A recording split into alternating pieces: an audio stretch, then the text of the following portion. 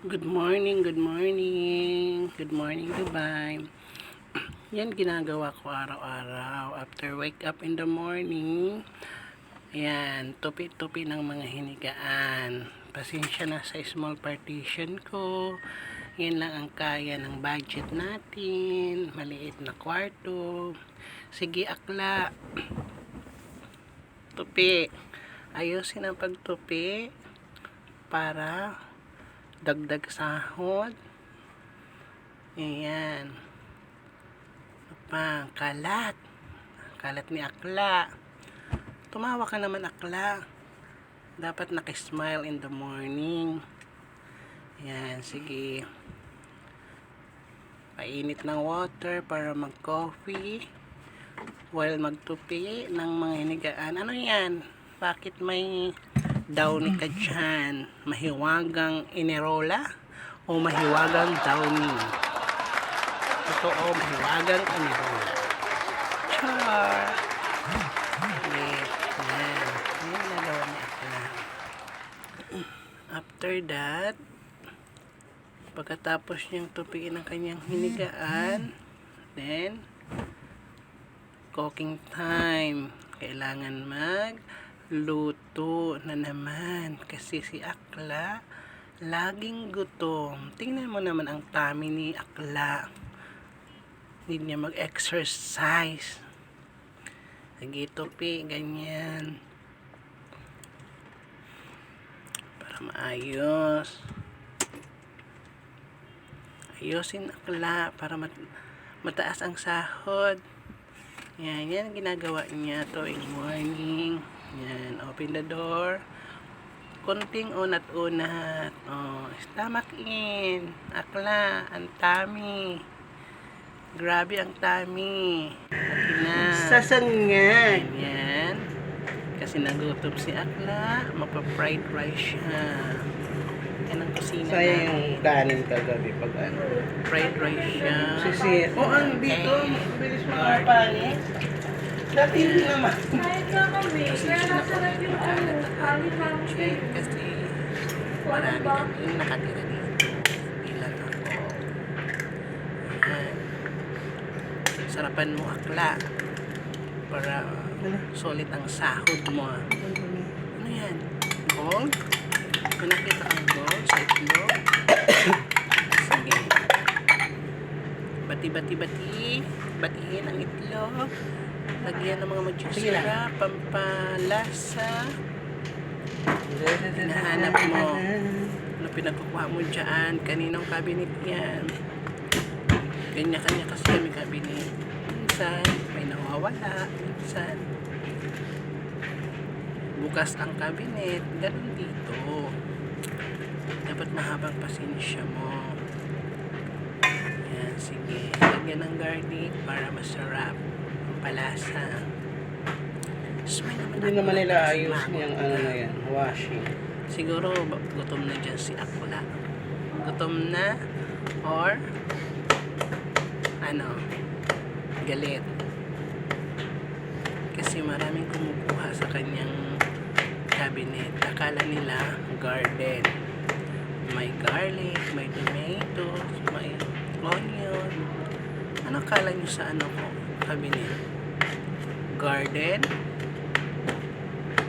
Sunod, lagyan ko yun ng lasang charot, joke only.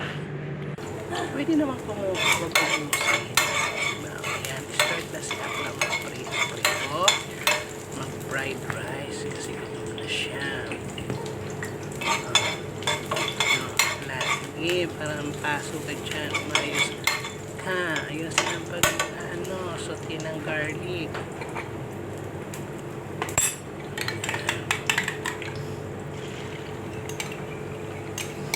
Ay, Lagayan. Lutuin mo na din after rice. Simple as that. Yan ang pagkain namin dito.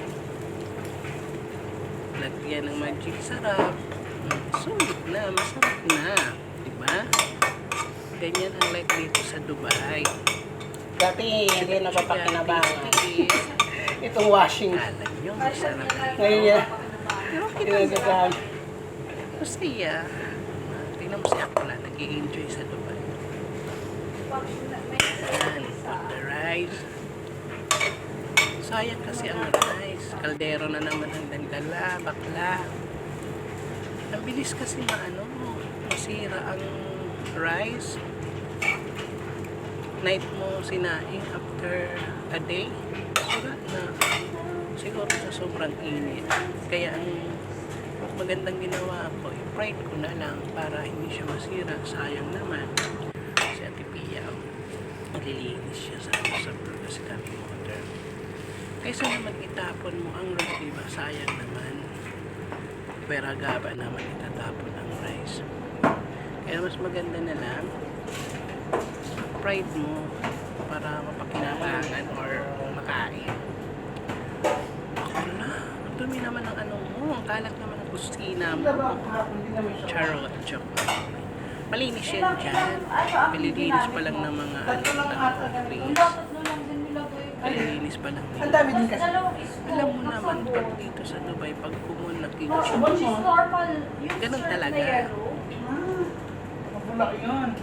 Dapat nga sabi ko, di ba, mahaba ang pasensya dating sa kusina, sa bathroom. Yan. No, kikipag-chismisa na naman yan dyan sa bakla.